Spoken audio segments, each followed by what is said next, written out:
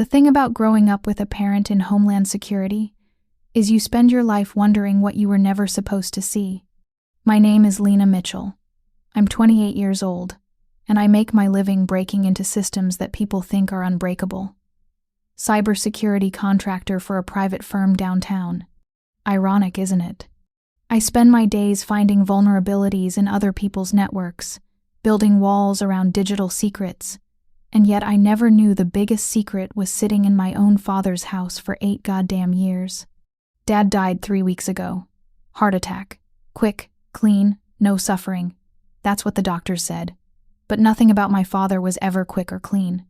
He was methodical, careful, the kind of man who labeled his sock drawer and kept receipts from the year 1987. So when I walked into his study to start clearing out his things, I expected order. I expected everything to have its place. What I didn't expect was the rage that would consume me when I found what he'd been hiding. The house still smelled like him, Old Spice and coffee, with that underlying scent of something I could never identify, something that reminded me of government buildings and fluorescent lights.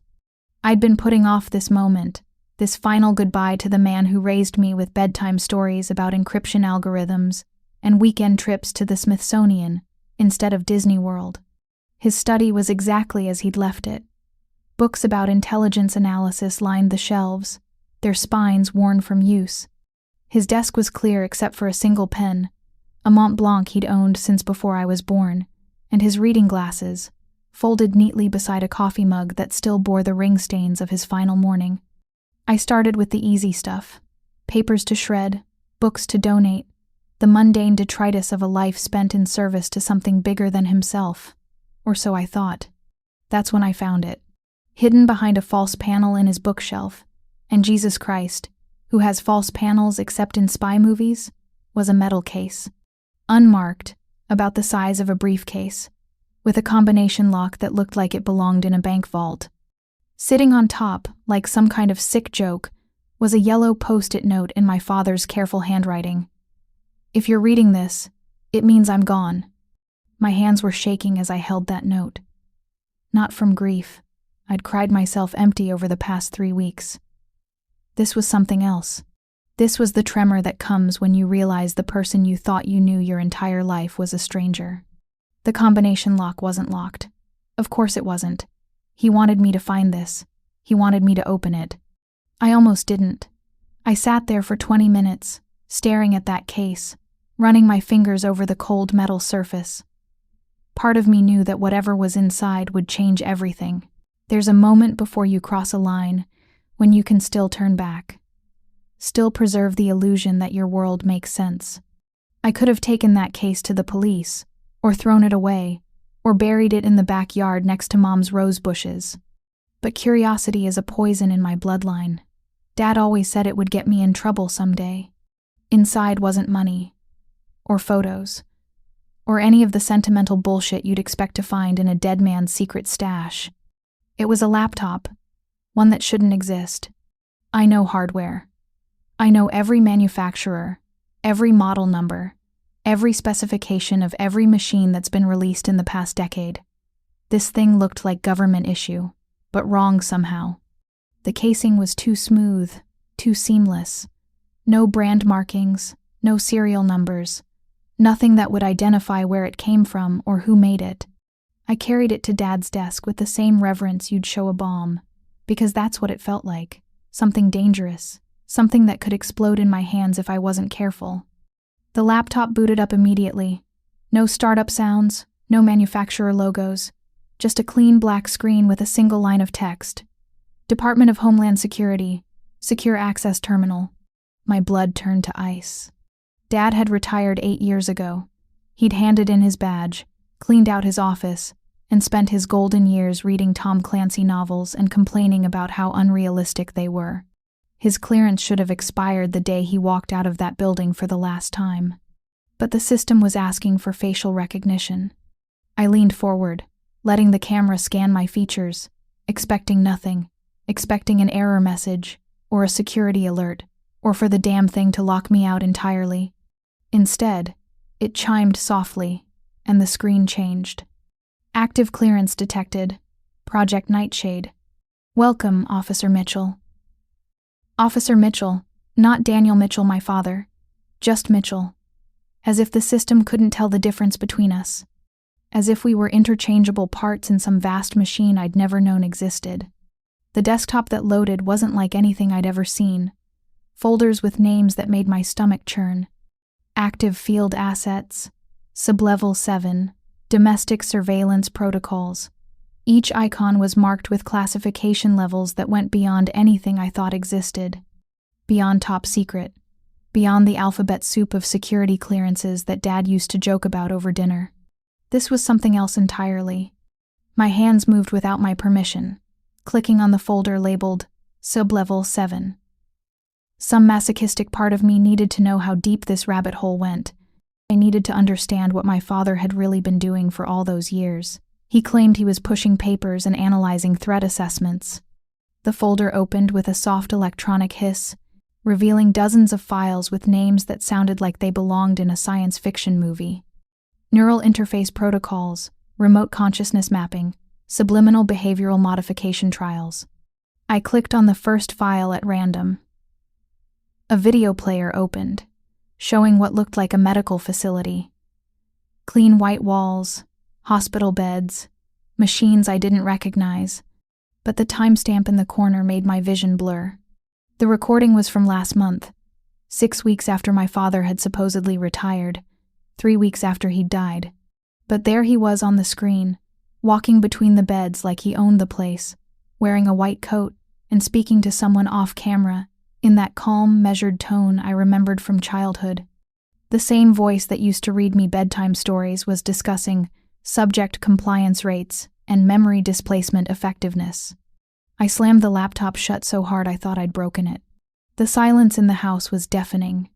Outside, I could hear normal sounds, cars driving past, a neighbor's dog barking, the ordinary symphony of suburban life. But inside that study, surrounded by the ghosts of my father's lies, the world felt hollow. I didn't realize that opening that file meant the system thought my father was still alive. I didn't realize it had sent an automatic notification to whatever handlers monitored Project Nightshade. I didn't realize that in trying to understand my father's secrets, I'd just announced my existence to people who kill to keep those secrets buried. The phone rang at exactly 3:47 p.m. I know the time because I was staring at Dad's old wall clock, watching the second hand tick away the moments of my ignorance. The caller ID showed only numbers, no name, no location, just a string of digits that looked like they'd been generated by a computer. I answered without thinking, muscle memory from a lifetime of taking calls in a house where my father's work sometimes followed him home. "Miss Mitchell?" The voice was male, professional, with the kind of practiced calm that emergency dispatchers use when they're trying to keep you from panicking. "This is Agent Warren with the Homeland Response Center. We've detected an unauthorized login on a retired intelligence device. Please remain where you are." My mouth went dry. "I'm sorry, what?" "Ma'am, we need you to step away from any electronic devices and remain in your current location. Officers are en route to assist with device recovery." The line went dead.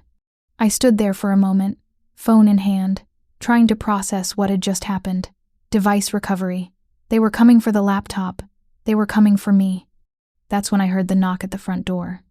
Gentle at first. Too gentle. The kind of knock a neighbor might use when they're returning a borrowed cup of sugar. But there was something wrong with the rhythm, something rehearsed about the pattern. I crept to the living room window and peered through the blinds. 2 men in dark suits stood on my front porch, their hands clasped behind their backs in that unmistakable government stance. They looked like they were carved from the same template. Average height, average build, the kind of forgettable faces that blend into any crowd. The knock came again, harder this time, more insistent. I thought about my father's voice, all those half-remembered conversations from my childhood when he'd come home late and stressed, nursing a scotch while staring out at the backyard. He used to tell me stories about his work, sanitized versions that made it sound like he spent his days catching foreign spies and protecting American interests. But I remembered one thing he'd said, offhand, during one of those late-night talks. I was maybe 16, complaining about some high school drama, And he'd looked at me with those tired eyes and said, "Lena, if they come to your door, they're not here to ask questions." I backed away from the window, my heart hammering against my ribs. The laptop was still on Dad's desk, still logged into whatever digital nightmare I'd stumbled into. I had maybe 2 minutes before those men decided to stop being polite. That's when I saw the red dots. Laser sights, dancing across the blinds like deadly fireflies. 3 of them, maybe 4, tracking slowly back and forth across the windows. I dropped to my knees, crawling along the floor toward the back of the house, my mind reeling with the implications. This wasn't a simple device recovery. You don't surround a house with snipers to collect a laptop from a grieving daughter. They thought I was a threat.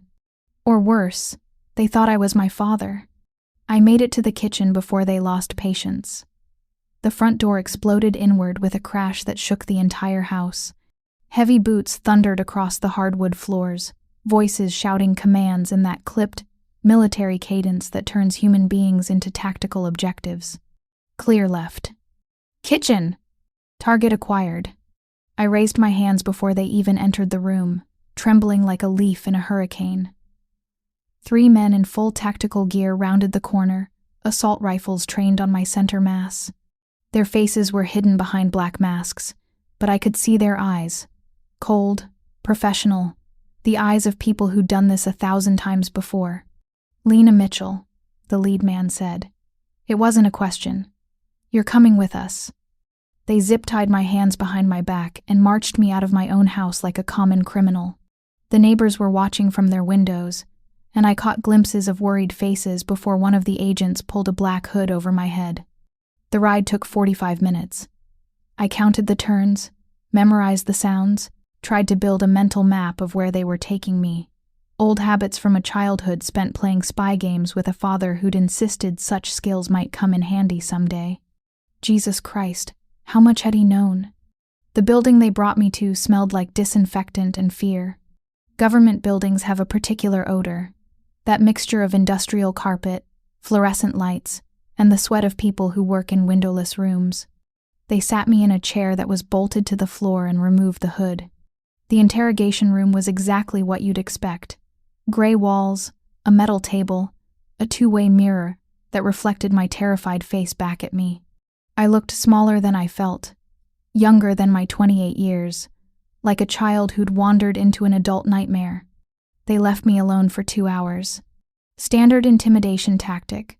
Let the subject's imagination run wild. Let them marinate in their own anxiety until they're ready to confess to crimes they didn't even know they'd committed. But I wasn't just any subject. I was Daniel Mitchell's daughter, and he'd taught me a thing or two about psychological warfare during those weekend training sessions he'd disguised as father-daughter bonding time. When Agent Warren finally entered the room, I was ready for him. He looked exactly like his voice had sounded. Middle-aged, unremarkable, with the kind of face that would disappear in a crowd of 3. He carried a thick manila folder and set it on the table between us with deliberate care. "Miss Mitchell," he said, settling into the chair across from me. "Thank you for your patience." Patience? The word came out sharper than I'd intended. "You broke down my door and dragged me out of my own house. This is kidnapping." He smiled, and it was the most terrifying expression I'd ever seen. "This is national security, Miss Mitchell. A very different animal altogether."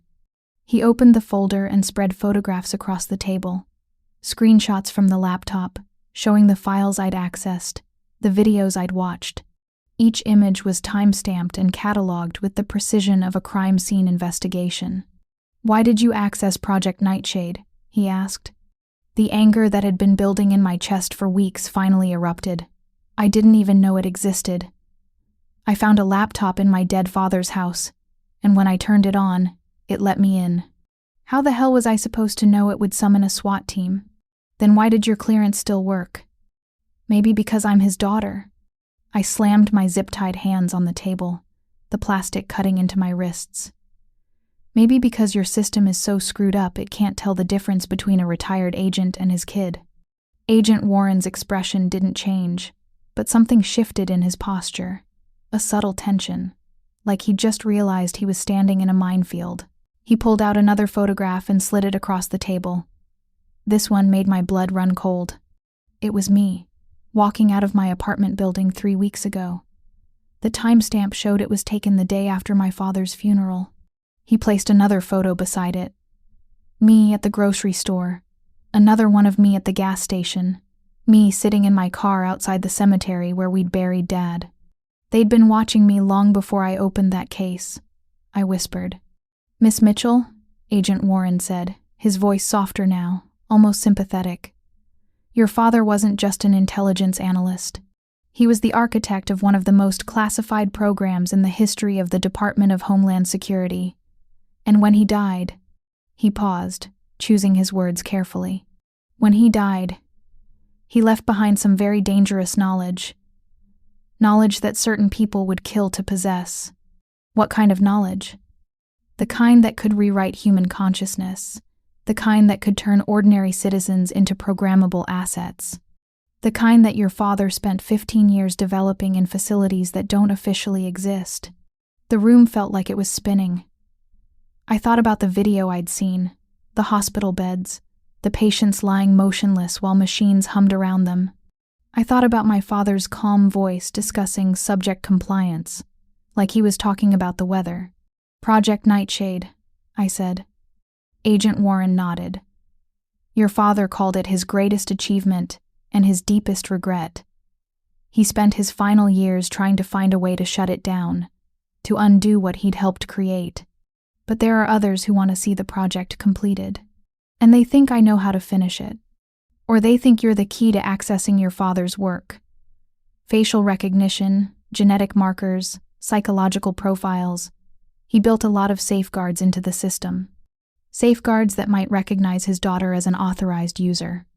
I felt sick. Everything I thought I knew about my father, about my own life, was a lie. The bedtime stories about encryption weren't just stories. They were training. The weekend trips to museums weren't just father-daughter bonding. They were recruitment. He'd been grooming me my entire life to be his replacement. "What happens now?" I asked. Agent Warren closed the folder and stood up. "Now you go home. You forget about the laptop, forget about Project Nightshade, forget about everything you saw today. You go back to your cybersecurity job and your normal life, and you never speak of this to anyone. And if I don't?" He paused at the door, his hand on the handle. "Miss Mitchell, there are people in this building who think you're a threat that needs to be eliminated. I'm not one of them. But my opinion only carries so much weight." The door closed behind him with a soft click, leaving me alone with the weight of secrets I'd never wanted to carry. They released me 6 hours later. No apology, no explanation, just a ride back to my house in an unmarked sedan. The front door had been repaired. You couldn't even tell it had been kicked in. Professional work. The house felt different now. Violated. Every shadow seemed to hide a camera. Every creak of the floorboards sounded like footsteps. I checked every room twice before I was satisfied I was alone. The study looked exactly as I'd left it, except for one crucial detail. The metal case was gone. The laptop, the files, any evidence that Project Nightshade had ever existed.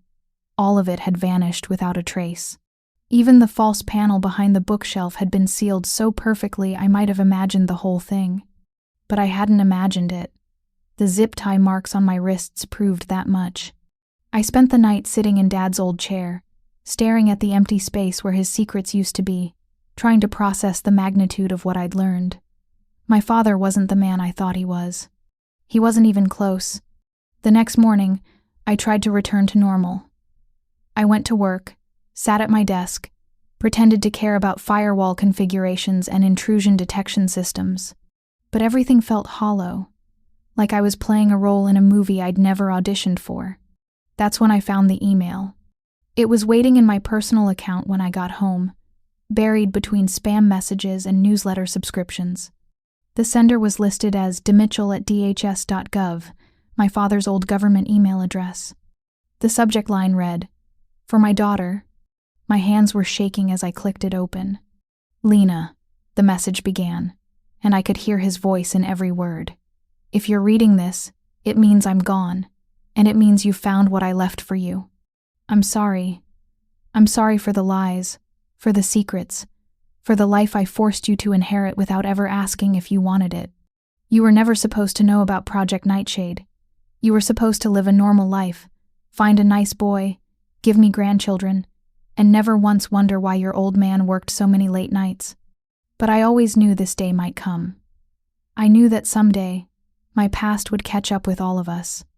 They thought they could control me with threats and intimidation. They thought they could use my love for you as leverage to keep me in line. They were right, for a while. I did terrible things because I believed it was the only way to keep you safe. But I learned something in my final years, something that changed everything. The project isn't just about controlling people's minds. It's about replacing them entirely. Digital consciousness transfer, they call it. The ability to upload a human personality into a computer system and download it into a new body. They're building an army, Lena. An army of the dead, controlled by the living, with no free will and no hope of escape. And they want to use my work to make it happen. You need to finish what I started. You need to destroy Project Nightshade before they can complete it. I've left you everything you need. Access codes, facility locations, the names of people who can help. But you have to be careful. Trust no one in the government. The project has supporters at the highest levels. I know this isn't fair. I know you didn't ask for this responsibility. But you're the only one who can stop them now. You're the only one they won't see coming. You were never supposed to know. But if you're reading this, you need to finish what I started. At the bottom of the message was an attachment. A single file labeled Inheritance. Enk. I stared at the screen for a long time, my father's words echoing in my head. An army of the dead. Digital consciousness transfer. The ability to steal someone's soul and wear it like a mask. Everything made sense now. The hospital beds in the video, the patients lying motionless while machines hummed around them. They weren't patients at all. They were practice. I downloaded the attachment and ran it through every decryption program I had. It took 3 hours to crack, but when it finally opened, I understood why my father had spent his final years in regret. The file contained blueprints, schematics for a facility buried deep beneath Washington, D.C., accessible only through a network of tunnels that connected to every major government building in the city. The main laboratory was designated as Sublevel 7, a name I'd seen in the laptop files. But it was the personnel roster that made my blood run cold. Names I recognized from the news, from congressional hearings, from presidential briefings. High-ranking officials who were supposed to be alive, supposed to be making decisions that affected millions of people. Except according to the dates on the roster, half of them had died years ago. The implications hit me like a physical blow. How many of our leaders were real? How many were digital puppets, controlled by whoever had taken over Project Nightshade after my father's death? The coordinates at the bottom of the file led to a maintenance entrance 3 blocks from the Capitol building. A way in that wouldn't show up on any security system, wouldn't trigger any alarms. A way in that my father had designed for someone exactly like me. I closed the laptop and sat back in his chair, feeling the weight of his legacy settling on my shoulders like a lead blanket.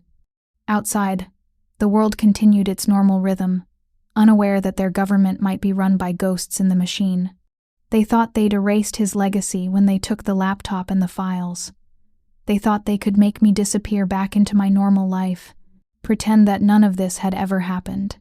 But some secrets don't die with clearance. Some secrets don't get buried with their keepers. Some secrets inherit blood. I stood up and walked to my father's old desk, running my fingers over the worn wood where he'd spent so many late nights, planning something I was only now beginning to understand.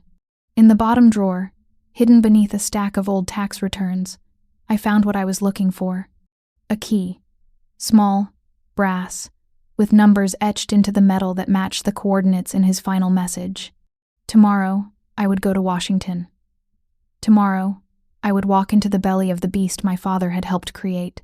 Tomorrow, I would learn the truth about Project Nightshade, about the army of digital dead, about the puppet masters pulling strings from the shadows. Tonight, I sat in his chair and mourned the father I thought I knew, while preparing to meet the monster he'd actually been. The thing about growing up with a parent in Homeland Security is that you spend your life wondering what you were never supposed to see. Now I know, and I wish to God I didn't. But knowledge is a burden you can't put down once you've picked it up.